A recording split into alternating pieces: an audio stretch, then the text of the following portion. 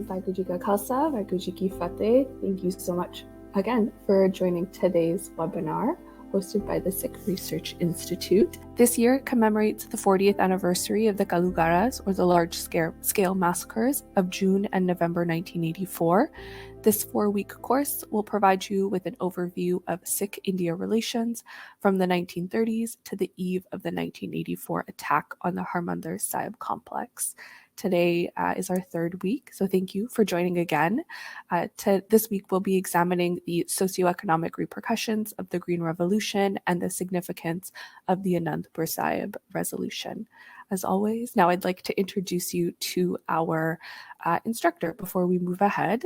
If you don't already know, Santbir Singh is a research associate at the Sikh Research Institute. Santbir Singh is currently pursuing his PhD in sociology at York University. His research focuses on Sikh activism and the inherent relationship between Sikhi and anarchism, explored through historical and contemporary Sikh movements, such as the Kisan Morcha or the Farmers' Protest of 2020 and 2021.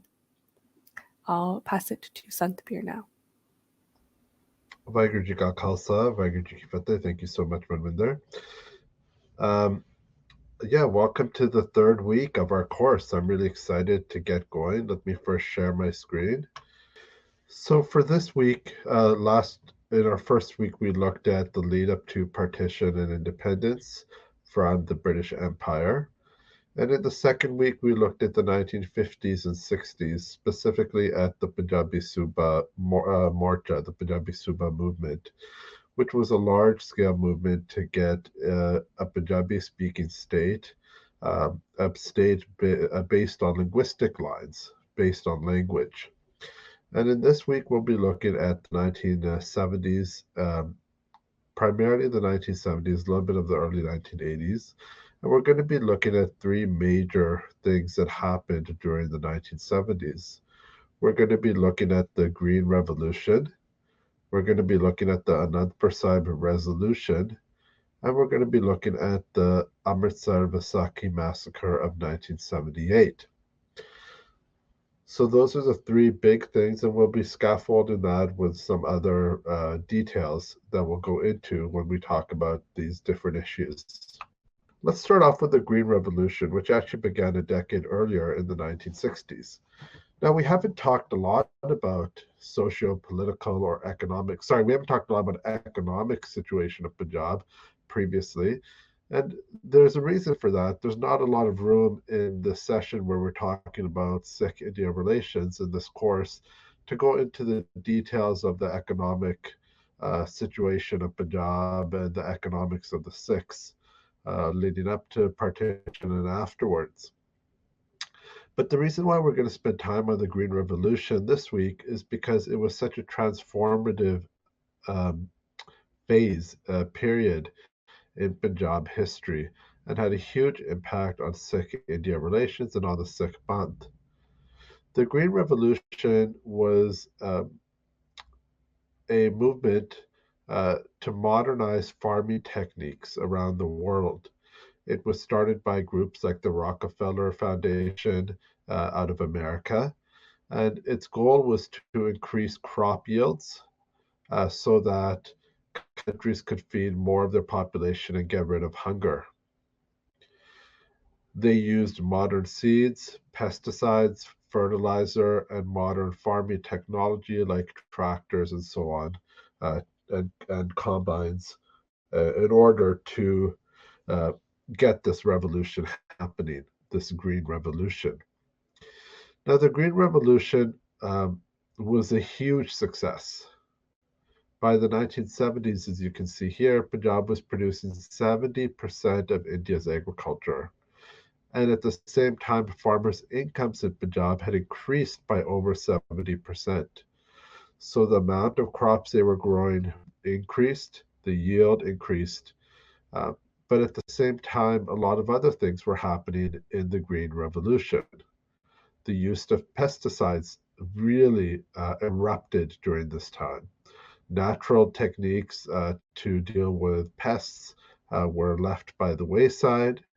Natural techniques for leaving land fallow and letting the soil regenerate were abandoned.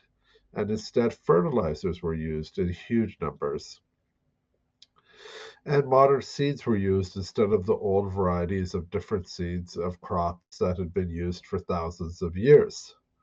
So, this was a very transformative event in agriculture around the world, specifically in India, and specifically in India in Punjab. It had a really dramatic impact on Punjab. Looking at it from uh, an outside perspective, it would seem like the Green Revolution was a huge success.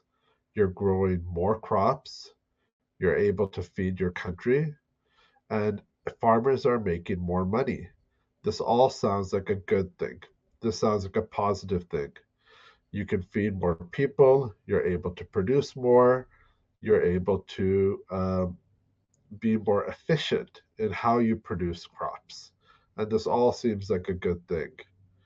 However, there was a dark side to the Green Revolution that people didn't realize at first, but started to quickly become apparent, and now has become very apparent with the uh, benefit of hindsight. Some of the readings for this week that I sent you, that we sent you for to prepare for this week's class, go into the details of how the Green Revolution had a negative impact on Punjab. But let's go through some of those major negative impacts now. The first issue was the social impact that the Green Revolution had. Punjab had increased economic development in terms of wealth, but not in terms of manufacturing or jobs or economic investment in the state. Because Punjab is a border state, the central government has always underdeveloped the state because they're worried about it being invaded or a site of a war with Pakistan. And so, and also because of other discriminatory practices of the central government against Sikhs. So economic development wasn't happening, but a lot of wealth was flowing into Punjab. And this meant that alcohol and drug consumption rose dramatically starting in the 1960s and 70s. With the rise in alcohol and drug consumption, there became an increased rise in domestic violence and other social problems. They went hand in hand. So, alcohol consumption, especially, really rocketed during this time, but also drug consumption as well. And we can see these issues are still plaguing modern Punjab today. We know that drugs are a really serious problem in Punjab today. And we know that alcoholism is an issue that affects the Punjabi community, the Punjabi Sikh community, and other Punjabi communities around the world, in fact, still to this day. And a large part of this was because of the wealth that came in with the Green Revolution, but there was no outlet for that wealth. There was no economic development happening within the state. And so people had money, they didn't know what to do with it. There were no jobs outside of farming. Uh, Sikhs used to be a large part of the Indian Army, but um, quotas had been put on to the Indian Army to reduce the number of Sikhs who were soldiers in the Indian Army. We used to make up, I think, something like 40 to 50% of the Indian Army, but they put in a rule that you can only be as much of the army as a percent that you are of the population. And this was specifically targeted at Sikhs so that Sikhs would not dominate the Indian army. So with farming and military were the two main jobs that Sikhs engaged in Punjab. And losing the military jobs and then the lack of economic development meant that um, there was all of this excess wealth in the state without any outlet for it. But the Green Revolution was not just a social disaster in terms of alcohol and domestic violence. It also led to other epidemics. One of these epidemics is an epidemic of suicides. Why did the Green Revolution lead to suicides in Punjab? Well, it led to suicides in Punjab specifically, and you can see here on the right side uh, um, a chart that shows the suicide rates in 3 different states in India: Punjab, Maharashtra, and Uttar Pradesh. The suicide rates in Punjab are so much higher than these other states. And the suicide rates in Punjab are really high by the national standards of India, as you can see on the left-hand side chart. Why are suicide rates so high in Punjab? Because the Green Revolution took a lot of economic investment. You had to buy a large amount of modern farming technology like tractors and combines in order to be able to uh, farm the land in a productive way. Small farmers, and majority of Punjab's farmers are small farmers, had to take out loans and continue to have to take out loans in order to keep up with these technological developments.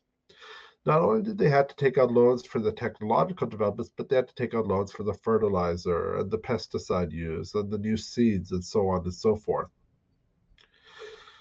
And so very quickly, Punjabi farmers went into debt with really high debt rates and really high interest rates. The debt quickly got out of control, and you then had an epidemic of suicides, which continues into Punjab today. This is still an ongoing issue in Punjab, is farmer suicides, and it's largely small-scale farmers who are economically squeezed, as large-scale farmers are able to use modern technologies to scale up their farming in a more efficient way, which isn't always possible for small-scale farmers. So the Green Revolution led directly to this epidemic of suicides. The Green Revolution also led to a huge increase in the use of chemicals in Punjab farmland. You can see here a chart which looks at pesticide use in India. You can see in 1955 to 56, up until 1964, how low the pesticide use was.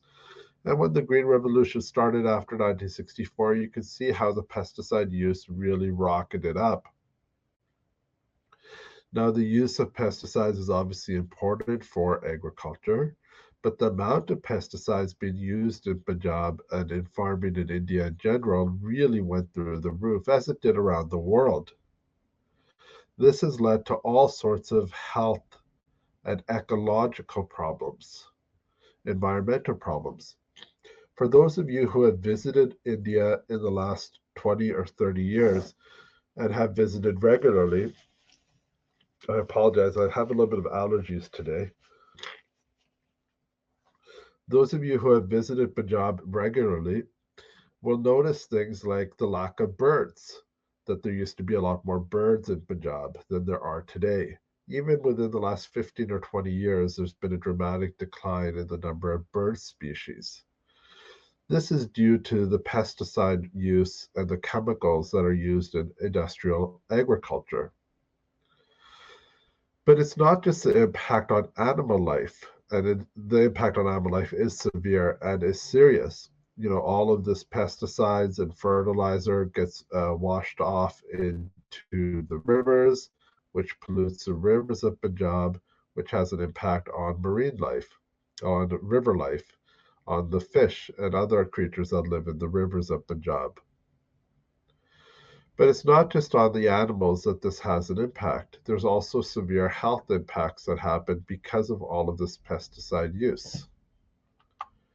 In fact, because of all the pesticide, and though there's not a direct correlation that can be proven between the increased use of pesticides and fertilizers and cancer rates, there is no doubt that cancer rates in Punjab have increased dramatically since the Green Revolution.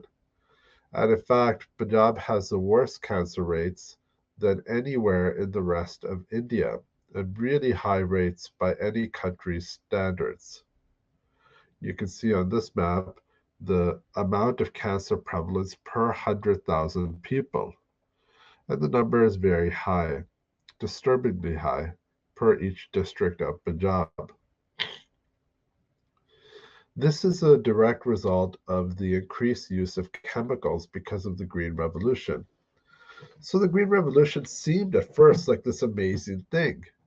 This was like the wonders of modern technology. The Western world was helping the developing world, or the third world as it was called back then, develop and feed itself. And this would bring billions of people out of poverty, and this would feed billions of people, and it would be an amazing thing, and it was such a positive thing for the world. But unfortunately, with a lot of things under capitalism, at first it looks like it is a positive thing, but then the long-term impacts of it can be very severe and very negative. And that's really what happened with the Green Revolution. Ecologically, in terms of social issues like suicide and drug use and alcohol use, in terms of health issues like cancer rates, in terms of ecological issues. The Punjab has suffered tremendously because of the Green Revolution. The Green Revolution has had a dramatic impact on the history of Punjab, and obviously because of that, it's had a huge impact on the Sikh story.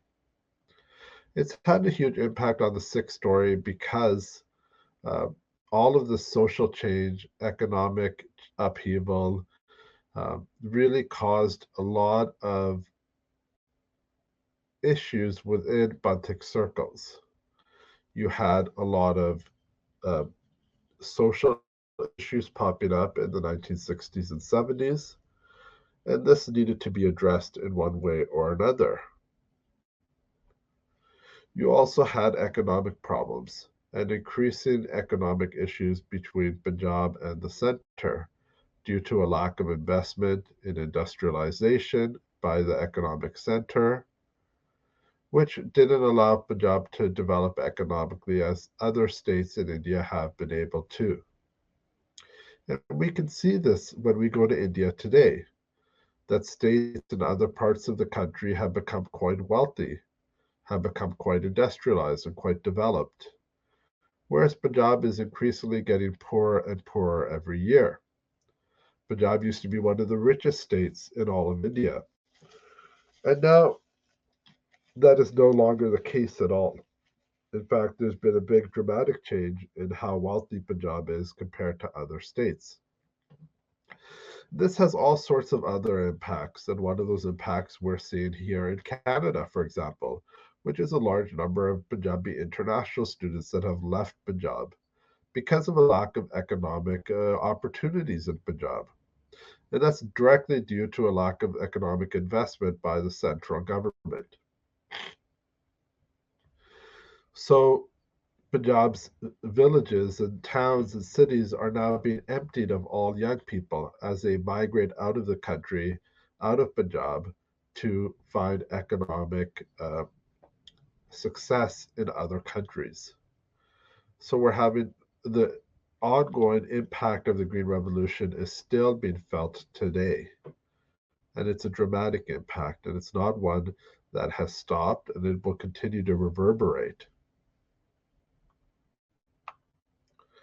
Let's now get back to the political side of things. Indira Gandhi became prime minister in the 1960s after her father died. She had been sort of groomed to become the next prime minister of the country. In 1975, Indira Gandhi was found guilty by the Supreme Court of India for election fraud, for having cheated in the election, and she was ordered to resign her seat as an MP in the Lok Sabha, the House of Commons of India, and to resign her seat as Prime Minister of India and to go to jail for election fraud. In response, what Indira Gandhi did was declare a state of national emergency. This is often called the emergency or emergency in Punjabi. And it is a really important period in Sikh-India relations in the 20th century. The impact of the emergency was really severe. Civil liberties were completely suspended, so the right to gather, the right to organize, the right to free speech, the right to protest, all of these were suspended. Any group of people who were in a group of 4 or more people could be arrested. Communist, trade labor unions, opposition groups were all targeted by the government, and people were arrested in huge numbers across the country. Anybody who was an enemy of the Congress Party, and Indira Gandhi more specifically, were harassed by the police and the Central Bureau of Investigation and other government bodies, and were charged with various crimes and put in jail. Protesting against the emergency was outlawed because you couldn't gather in more than groups of 4. And so even protests couldn't occur, and mass arrests were a real issue happening at the time.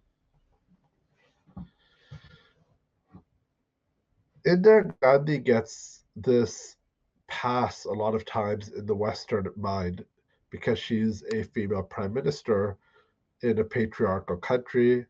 She became prime minister in the 1960s, and sometimes she's actually seen as a feminist icon.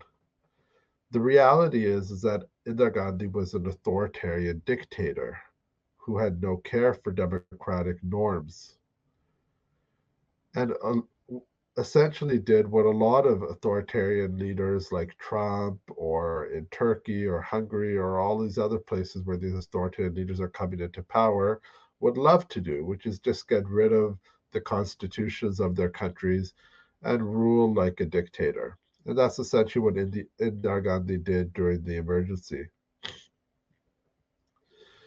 The emergency is really a black eye on the history of India, and it demonstrated the falseness of the myth of the fact that India was the world's greatest democracy or the world's largest democracy. It showed how tenuous democracy was in India, how much of a sham it was in India, and how easily it could be undermined by the government in power. Indira Gandhi essentially ruled the country like a dictator from 1975 to 1977 when the emergency ended. She ensured that there was no opposition to her rule, and she cracked down on anybody that could be a threat to her rule. What's remarkable about the emergency is the Sikh response to the emergency. And this is really important to keep in mind considering what happened in 1984. No other community en masse protested the emergency in the way that Sikhs did. Other groups did protest the emergency, like communists, trade unionists, labor organizations, and so on and so forth. But no community as a group protested in large numbers against the emergency. Only the Sikhs did that. In that 2-year period, 43,000 Sikhs were arrested during the emergency. 29% of the people arrested during the emergency for political reasons were Sikhs. Remember, we are less than 2% of India's population. Here you can see a picture of prominent Bantuk leaders like Gurjaren Singh Dora, Mohan Singh Tur, Prakash Singh Badal, and other Bantuk leaders. And they are getting ready to give themselves up for arrest during what they call the Save Democracy Morcha, or Democracy Bachao Morcha. The Sikhs protesting against emergency in huge numbers really disturbed Indira Gandhi. Sikhs had already not been following the plan that Jawaharlal Nehru had laid out for the country.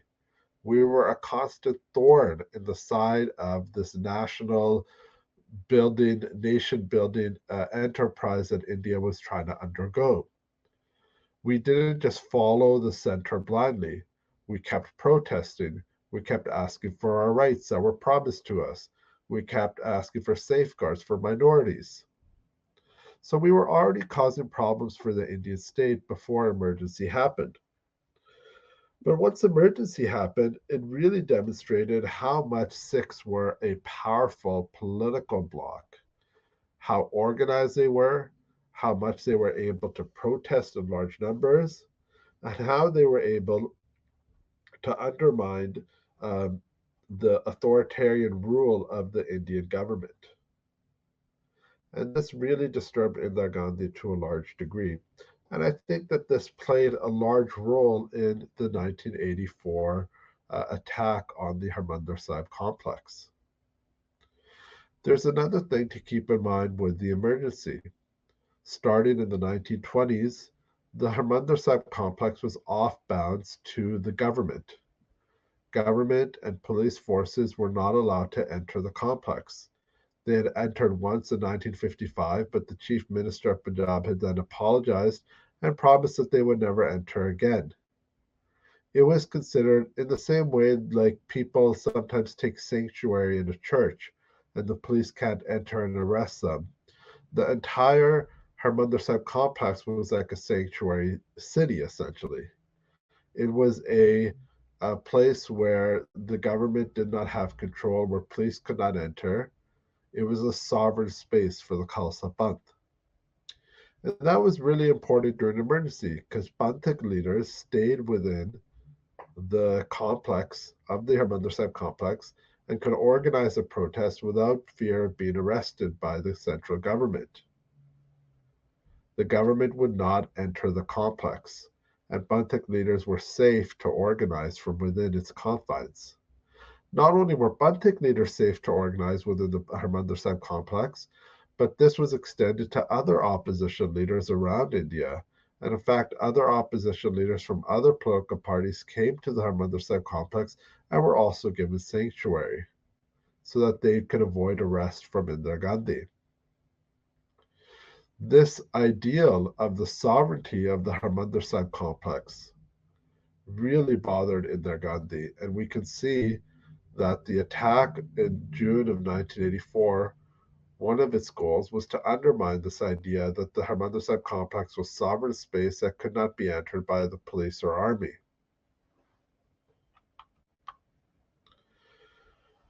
One group protested emergency within the Panth in really large and dramatic numbers and in a dramatic way, and that was what we call the Damdami Taksal.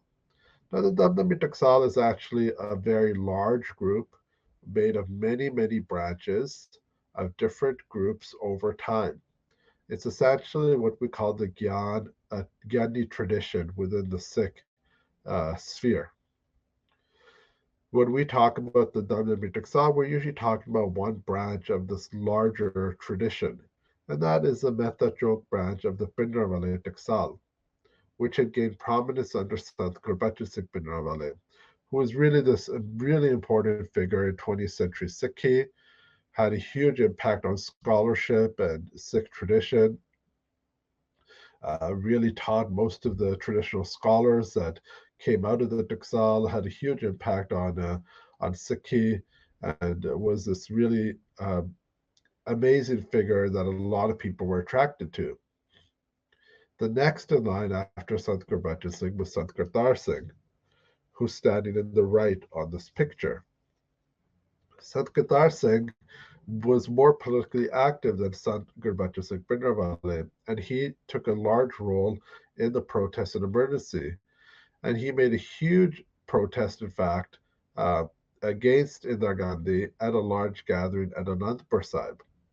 This really demonstrated that what was essentially a religious organization, an education organization, because the Taksal's main sort of goal was to educate youngsters into becoming prajatiks, into becoming Gandhis and so forth. Sorry, excuse me.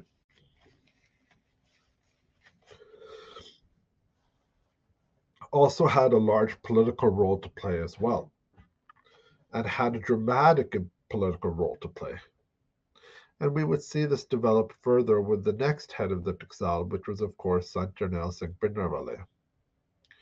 Now, Sant Kartar Singh Bhindranwale is shown in this picture standing next to Jathedar Mohan Singh Tur, who was the president of the Akali Dal in the 1970s. Mohan Singh Tur organized the Save Democracy protests against Indira Gandhi. And we can see here they're working together during the Save Democracy protests, the Democracy Bachao Morcha.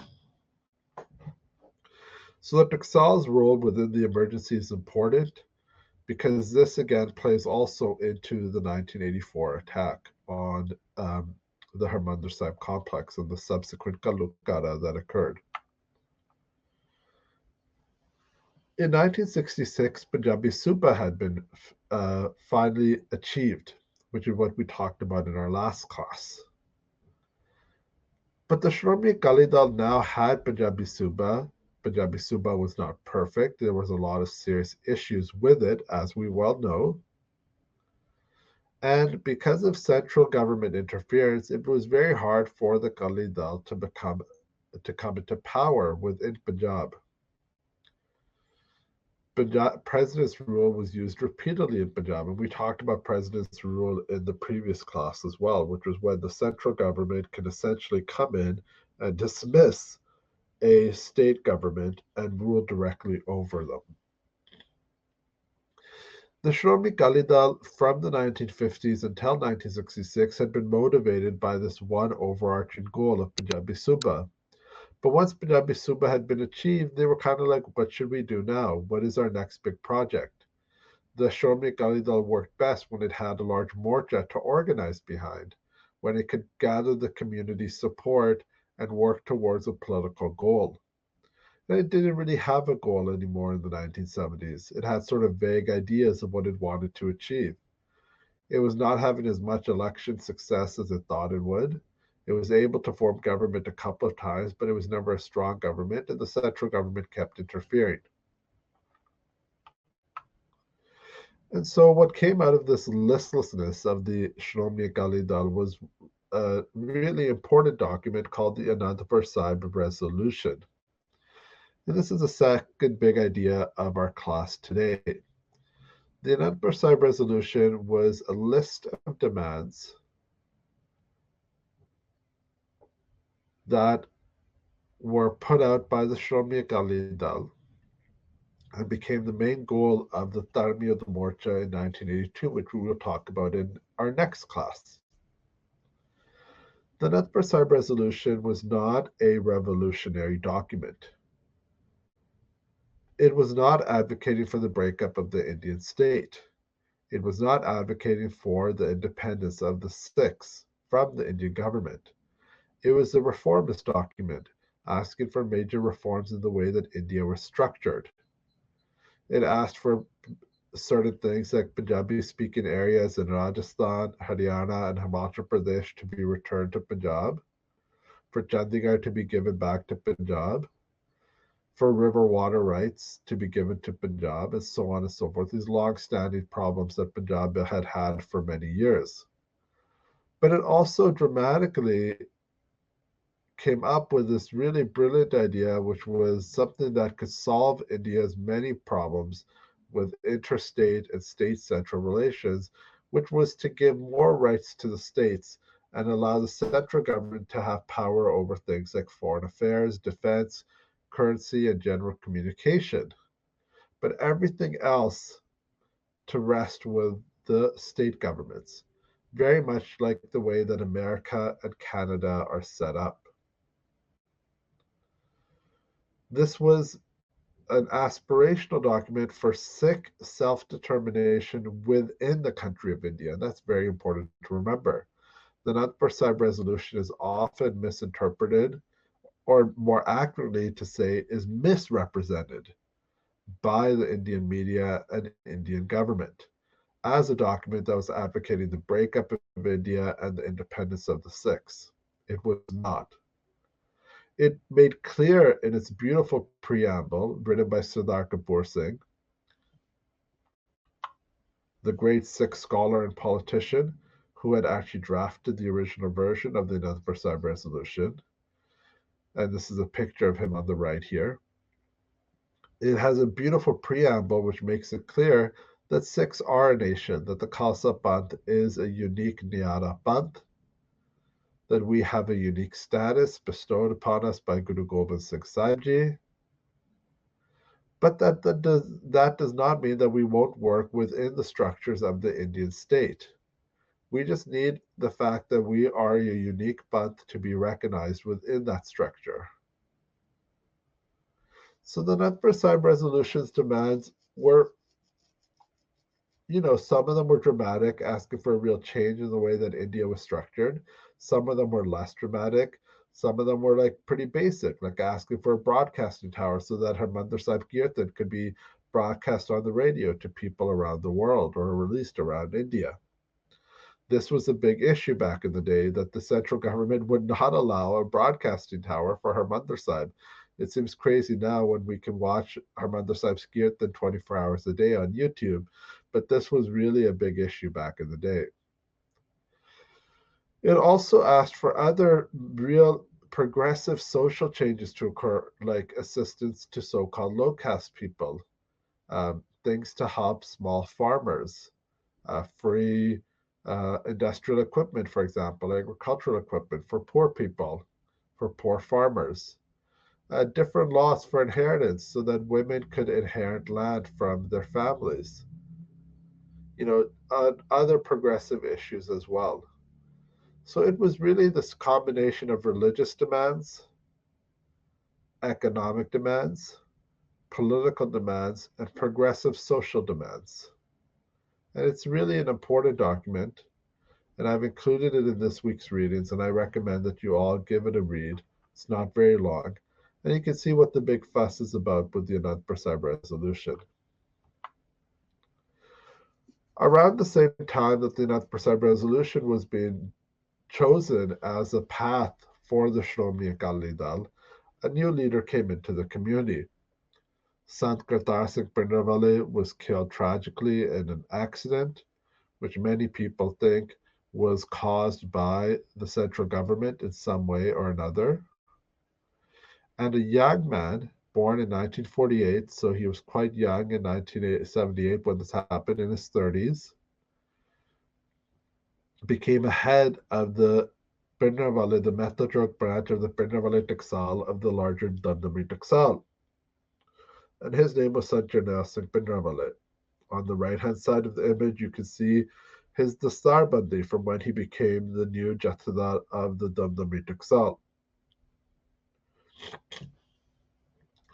Sant Jarnail Singh Bhindranwale took the religious program of Sant Gurbacha Singh Bhindranwale and took the political activism of Sant Kartar Singh Bhindranwale and married them together really beautifully to create this dynamic organization that preached religious, a revivalism within Punjab, but at the same time had a political focus as well. He was incredibly popular very quickly. I'm going to read this quote from Vandana Shiva from a book called Violence of the Green Revolution. The most ardent followers of Bhindranwale in his first phase of rising popularity were children and women, both because they were relatively free of the new culture of degenerative consumption, and they were worst hit by the violence it generated. In the second phase of Bhindranwale's popularity, men also joined his following, replacing vulgar movies with visits to Gurdwara and reading the Gurbani in place of pornographic literature. The Sant's following grew as he successfully regenerated the quote-unquote good life of purity, dedication, and hard work by reviving these fundamental values of the Sikh religion's way of life. The popularity of Bhindranwale in the countryside was based on his positive sense of fundamentalism as revitalizing the basic moral values of life that had been the first casualty of commercial capitalism. So this is important to keep in mind, that Sant Bhindranwale Sant Jarnail Singh was first popular with the women and children of Punjab because what he was preaching was against social problems in Punjab that had arisen as a result of the Green Revolution. His political statements and political campaigns would not begin till later. At first, he was focused just on a threefold program that he would call Nashe Shado, Amrit Shako, Sikh Sajo. Give up alcohol and intoxicants, take Amrit, become Sikhs, become Amritari. That was his main goal, and that's what he would preach.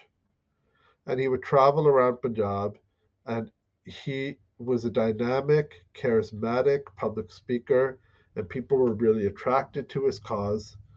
And he started to have a pretty dramatic impact on the rural areas of Punjab. And his popularity kept growing.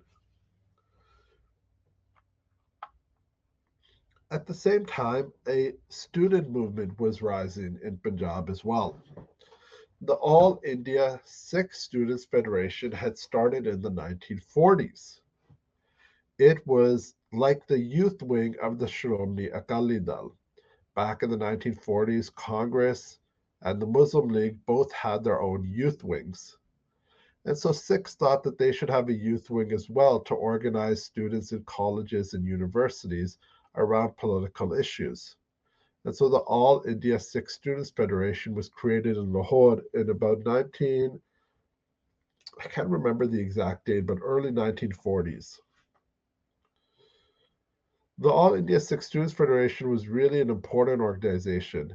Most Bantik thinkers, um, leaders, politicians, writers came out of the All India Sikh Students Federation. This was like a really important organization. Entire generations of Akali leaders came up through the All India Sikh Students Federation. But by the late 1970s, the organization had slowly started to fall apart and lose its relevancy until in 1978, the man on the right side of the picture, Bhai Amrik Singh, who happened to be the son of Sant Kartar Singh Bhindranwale and the best friend of Sant Jarnail Singh Bhindranwale, was elected president of the All India Sikh Students Federation.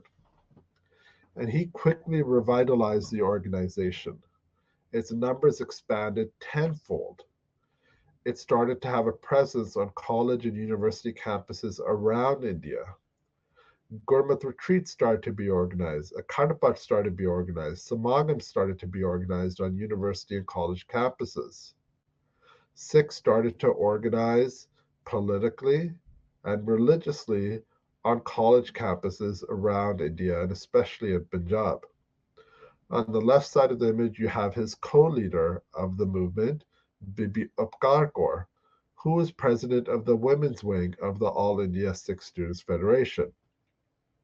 Her and Bhai Amrik Singh worked closely together.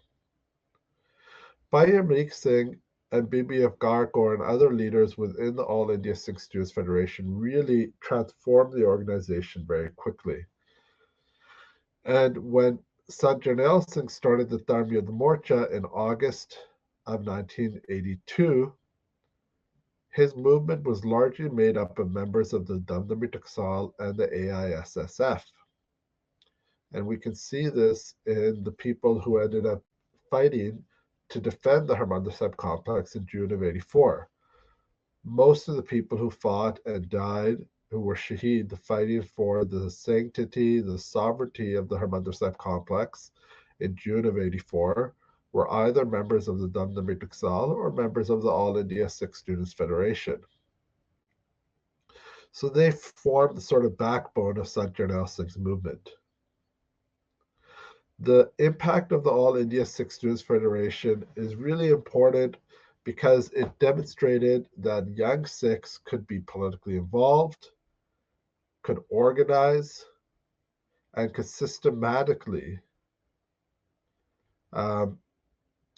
work for goals that were larger for the community. recently we're seeing all of these protests that are happening across North America on university campuses for Palestine. I want you to imagine that, but something much bigger than that. That on campuses around Punjab and around India, Sikhs are organizing and are being proud of being Sikhs for the first time in a generation. People are falling in love with Sikhi, and people are being inspired to be socially and politically active. That's what's happening in college campuses and university campuses around Punjab and India in the late 1970s and early 1980s.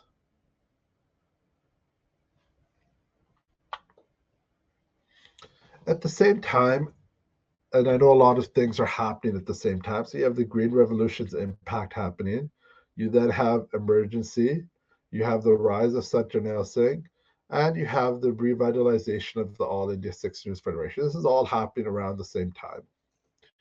At the same time, there was a figure who appeared in the Akhand Kirtani Jatha, an organization, a Bantik Gursikhi organization started by Bairan Dheer Singh in the 1930s. The Akhand Kirtani Jatha was largely focused on doing Kirtan. That's what their name is, Akhand Kirtan Jatha. That's what they would mainly do. And there was a member of the Akhand Kirtani Jatha in Amritsar named Bhai Fauja Singh, who had premonitions that there would soon be very difficult times happening to the Panth.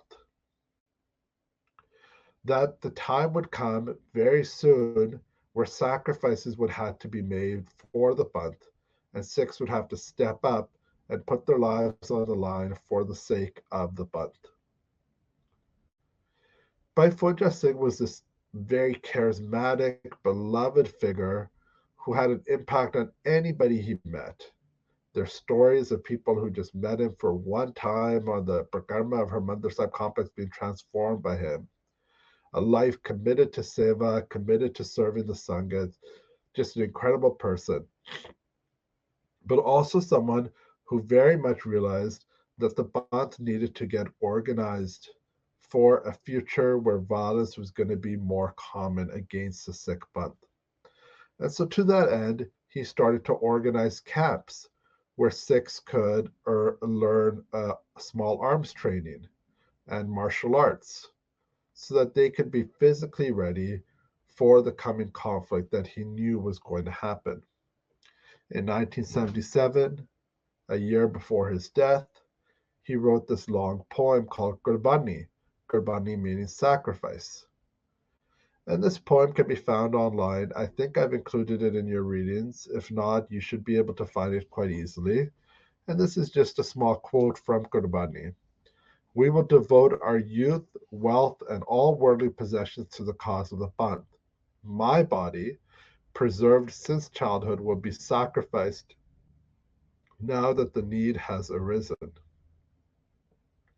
So Bhai Fauja Singh, like a true Shaheed, and this is very important to keep in mind, that the qualities of a Shaheed are something very special.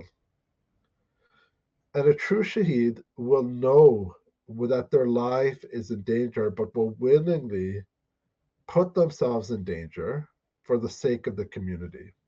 We can see very similar things happen with the mindset of people like Shaheed Bhai Beant Singh or Shaheed Bhai Jaswant Singh Khalra, where they knew that something was coming. They were preparing themselves and their family for what was coming. Bhai Fauja Singh was the same way. He was preparing his family for what was coming. Starting in the 1950s, the Congress government had promoted a cult called the Sant Nirankari cult. It's important to keep in mind that the actual Nirankaris were a Bantik group started in the 1870s, which were Sikh reformers and part of the Sikh Banth, and not somebody who was contrary to the Sikh tradition, contrary to Sikh traditions. The Sant Nirankari group, which started in the 1950s as a breakaway of the original Nirankaris, was an anti-Sikh cult that said and did things very contrary to Sikh principles and spoke very disrespectfully against the Gurus, against Guru Granth Sahib, against Guru Gobind Singh, against Guru Nanak Sahib Ji. And Sikhs were really incensed by the statements of their leader, Gurbachan Singh, and the statements that he would make against the Gurus were really insulting. On Vaisakhi of 1978 in Amritsar, he claimed that he was going to outdo Guru Gobind Singh Ji, who made Panch Pyare, and he was going to make Sat Satare. And he said that he was going to do something greater than Guru Gobind Singh Ji had ever managed to do. This really bothered and hurt Sikhs as it was an insult to the Gurus. And so by Fauja Singh and members of the Akhand Kirtan Jatha and the Damdami Taksal joined together and did a non-violent protest against the Nirankaris and their assembly that was occurring on Vaisakhi in Amritsar, a purposeful insult to the Sikhs to have it take place on Vaisakhi and have it take place in Amritsar. Though the Sikhs were unarmed, just with their kirbans obviously, not with firearms, the Nirankaris opened fire on the Sikh peaceful protesters. The police stood by and protected the Nirankaris and didn't stop them from shooting at the Sikhs. And 13 Sikhs were brutally killed, included by Fauja Singh, who, as we can see from the disturbing image on the bottom right of his Shahidi Swaroop, was shot point blank in the face, executed. On the left of the image is the joint sanskar of the 13 Sikhs. You can see that it was an incredibly well-attended funeral where tens of thousands of people showed up to pay commemoration to these 13 Sikhs who had been shaheed. I can't overstate the impact of the 1978 Vaisakhi Massacre. Before 1978 and after 1978 are two different eras in Sikh-India relations. Before 1978, Sikhs considered themselves a part of India. They were proud to be Indian. After 1978, they realized, hey, there are separate rules for other communities in India and separate rules for Sikhs. Sikhs are second-class citizens. Our lives do not matter as much as the lives of others. And when crimes are committed against us, they are committed with the help of the government, against us, that the killers of Sikhs are protected by the government, supported by the government. They are not brought to justice. Their court cases are not prosecuted properly, and nobody is sent to jail for killing 13 Sikhs in broad daylight on Vaisakhi in the city of Amritsar, the capital of the Sikhs. It was a dramatic moment. I know that post-84, we're sort of immune to the idea of massacres happening against Sikhs by India. So many thousands of Sikhs were killed post-84 and 84 onwards that the death of 13 Sikhs doesn't seem big of a deal. But this happened 30 years after independence, after partition. And this was really a dramatic moment that demonstrated how Sikhs were treated within the Indian state, how Sikhs were treated within the government, by the government of India. And it was really a shock to Sikhs that this had happened, a real shock to Sikhs. And 1978 led directly to what happened in 1984. There's a ramp up of increasing violence against Sikhs from 1978 onwards, and eventually a Sikh response to the violence that led eventually to the attack on the Harimandar Sahib complex.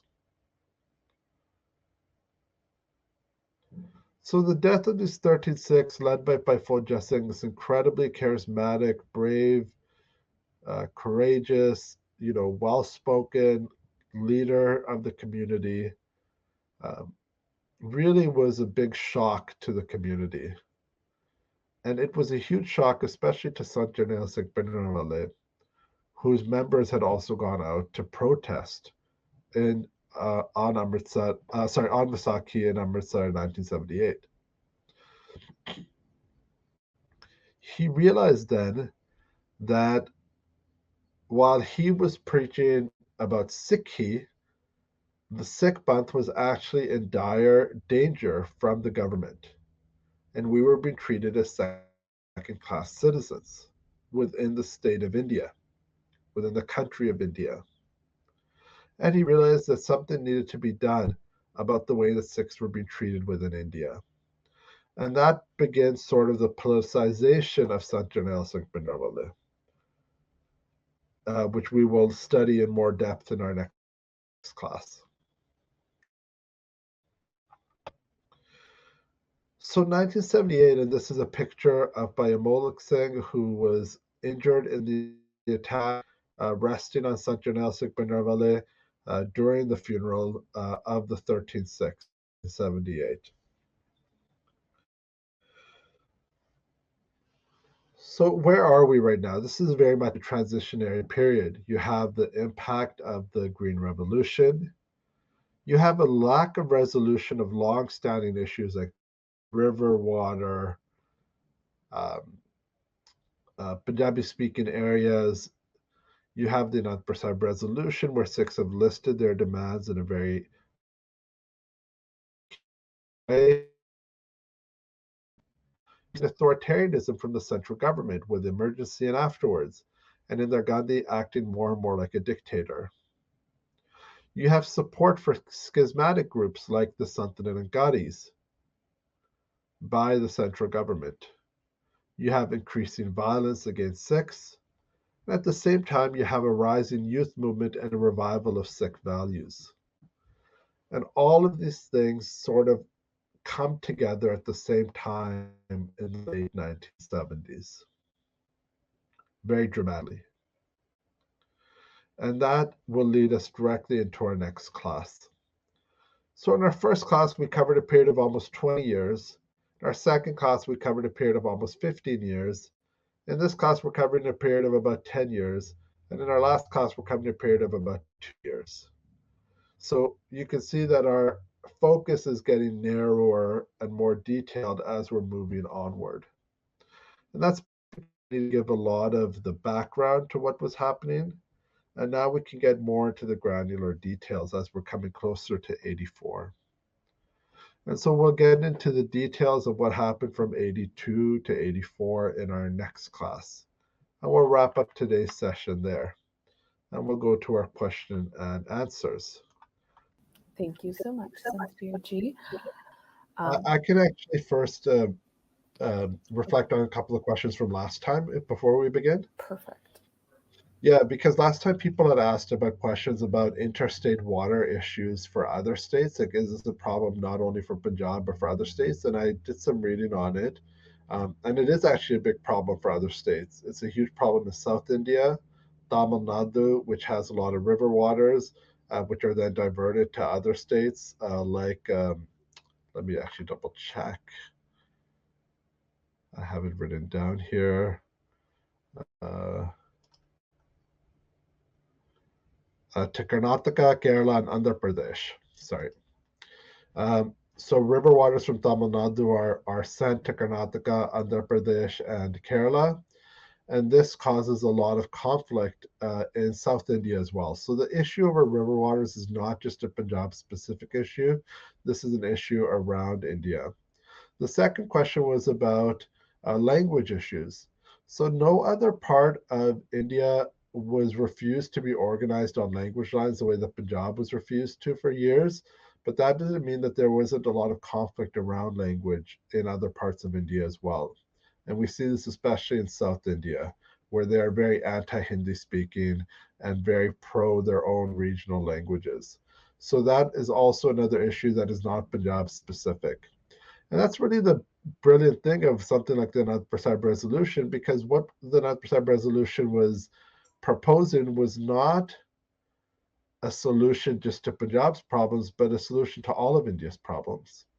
I was talking to Harimandar Singh recently, and he made the point that progressives in other states in India and in the central, in Delhi and so forth, are finally coming around to what the Anandpur Sahib Resolution was saying 40 years ago, which is that India needs a more federal structure where states have more control over their own rights, and the central government steps back a little bit as less authoritarian. This is actually something that India is finally catching up to, where Sikhs were proposing years ago. Yeah. Awesome. Thank you so much for answering those questions from last week. We do have one question. An audience member is asking, who were the members of the Sant Nirankari group? Were they Sikhs from Punjab? Yeah, they were largely Sikhs. They were converts. It's just like the Ram Rahim group that started recently, which was involved in the Beadbi issue, where Guru Granth Sahib used to be created about 10 years ago. That led to the 2017 Samrat Khalsa.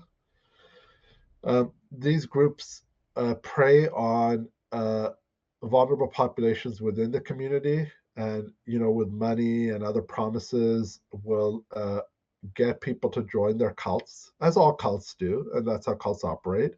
What was unique about the Sant Nirankari Mandal, or the Sant Nirankari group, was that they were promoted so strongly by the central government. They were given land in Delhi. They were given money by the central government. They were really set up as an opposition force to the Bant. And this is actually something that's been happening with Sikh state relations for a very long time. Prithvi Chand was promoted by the Lahore governor during Guru Arjan Sahib's time. Thirumal was made the Guru of the Sikhs by Aurangzeb during Guru Har Rai and Guru Harkishan Sahib's time. The Ram Rai was promoted by Aurangzeb as well during Guru Harkishan Sahib's time and Guru Tegh Bahadur Sahib's time. So this is an old pattern where the state, to counter the power of the Bant, will really push for these schismatic groups and will artificially inflate their prestige and their power. Yeah. Thank you. We have another question. Was the state sovereignty demanded by the Anandpur Sahib Resolution similar to that available to Assam, Hargobind? Oh, this is from Hargobind and Kuala Lumpur. Yeah. So it would be similar. It essentially, the type of sovereignty that we were looking for was control over regional issues. We weren't saying that we wanted independence from the country in the Anandpur Sahib Resolution. We were saying defense and currency and foreign relations, that should all be dealt with by Delhi. That we're not saying we're going to take over all those things. We're not taking over the army. We're not taking over the central bank. We're not taking over embassies. All that stuff would still be run by the central government, but more power, like education, economic development, agriculture, economic prices for crops and stuff, for example. Water, of course, is a big one, always for Punjab. What other things would fall under that? Natural resources, all of these things would fall under the purview of the state government. But the thing that I think, and I don't know if this was an honest mistake on the part of the Indian media and the Indian government, it really doesn't seem like it, because they so quickly, again and again, will always claim that Sikhs are like Khalistanis, or we're trying to break up the country, or we're anti-national, or we're not patriotic enough. So I don't think this is, I think this is very purposeful.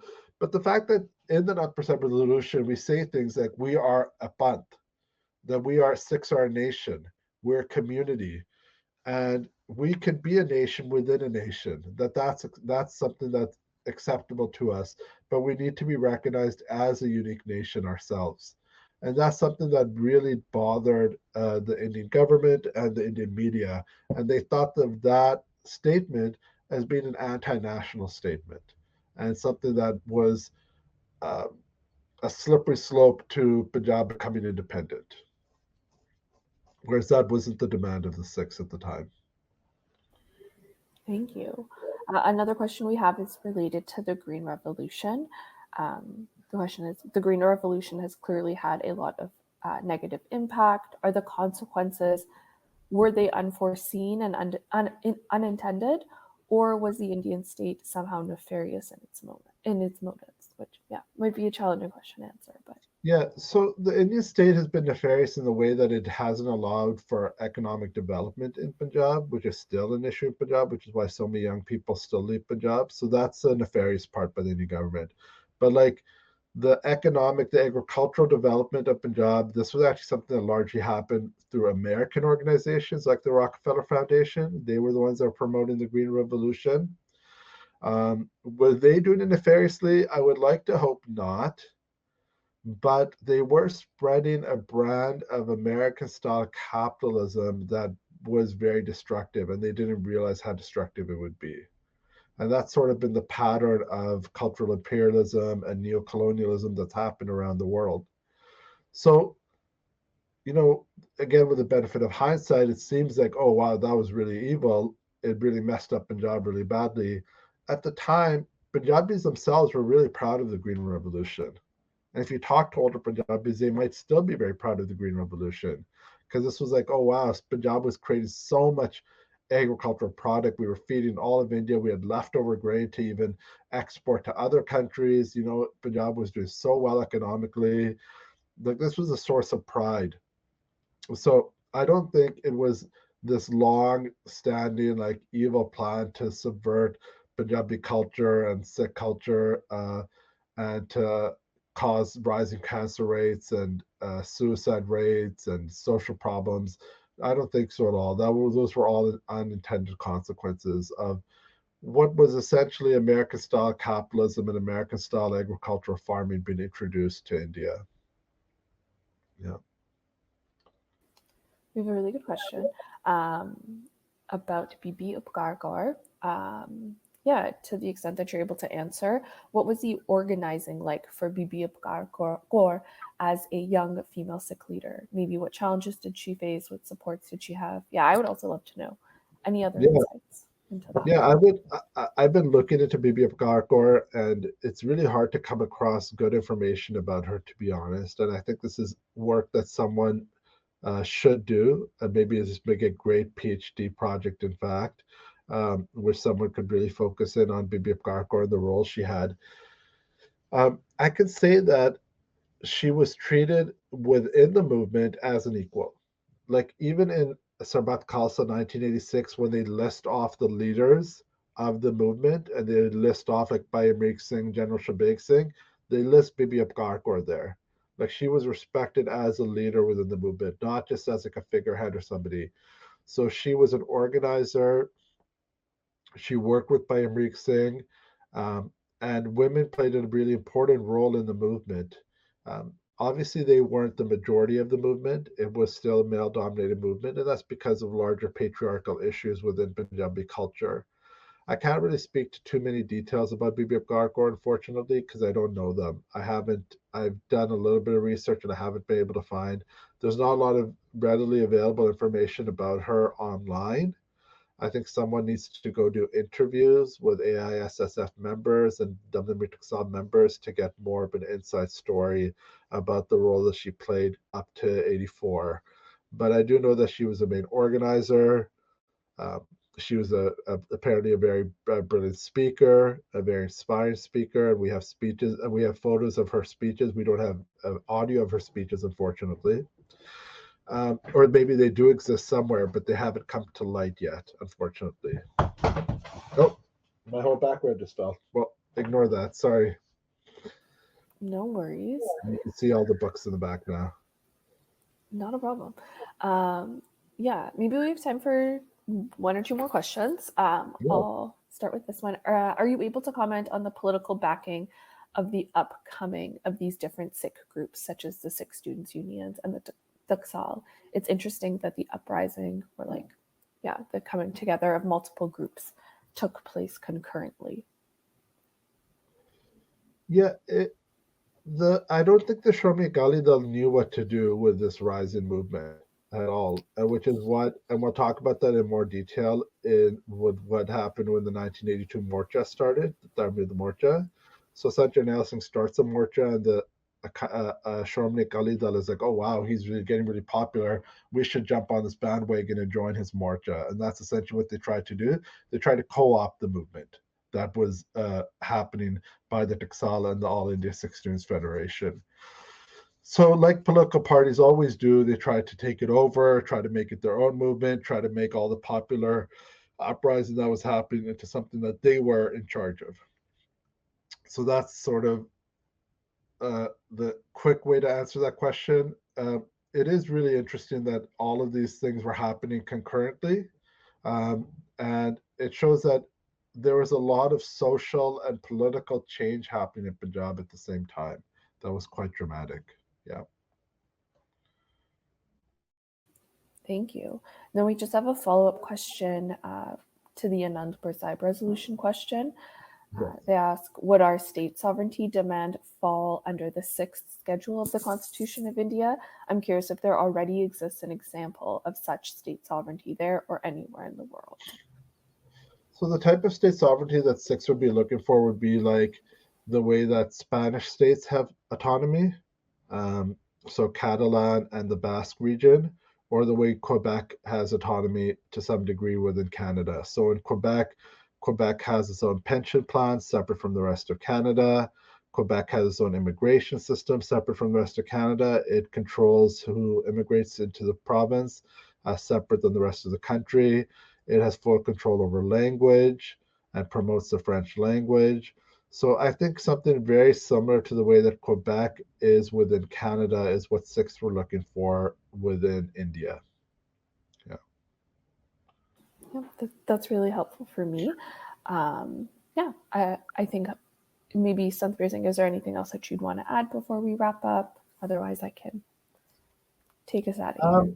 Yeah, I don't think there's anything more to add. I would recommend that people do the reading for next week. It's a brief introduction to Sant Jarnail Singh's life.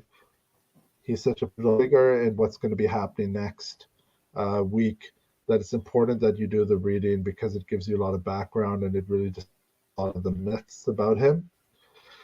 And I think get closer to talking about the Jurassic Alukala for people also just to give themselves a little bit of a break as well from these really difficult conversations sometimes, that these can be emotionally draining conversations and difficult conversations, and to be kind to ourselves emotionally about these. So to keep that in mind as well for ourselves. On behalf of SikhRI, I thank Santhveer Singh and our e-Sangat today. Thank you all for tuning in and for spending time with us week after week. Next week, we will be exploring the Dharmyud Morcha, the escalating state violence against Sikhs and the Sikh response to this violence. And we will look at the lead up to the attack on Harimandar Sahib complex. In the meantime, don't forget to tune into the Sikhcast, a podcast produced by SikhRI, where we explore the various issues and events affecting Sikhs worldwide. Thank you so much for joining in today. Today's online course will be ending now. Vaigu Ji Ka Khalsa, Vaigu Ji Ki Fateh.